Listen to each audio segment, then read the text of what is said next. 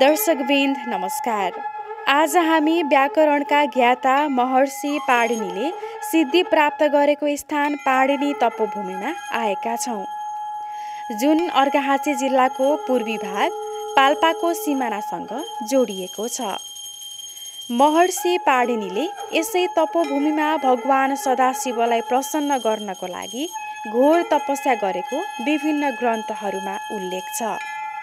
तपस्याबाट भगवान शिव प्रसन्न भई भक्तिभावले नृत्य गर्दै आफ्नो डमरुलाई 14 पटक बजाउनु भयो।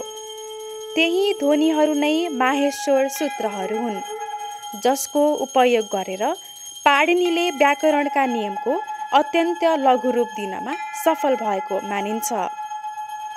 यो धार्मिक तथा सांस्कृतिक महत्त्व बोकेको स्थान भए पनि त्यो अनुसारको प्रचार प्रसार भएको देखिँदैन। पछिल्लो समय तिनै तहका सरकारले यसको प्रवर्धनका लागि केही पहल गरे पनि त्यो यथेष्ट छैन। संरक्षणका लागि समिति पनि बनेको छ।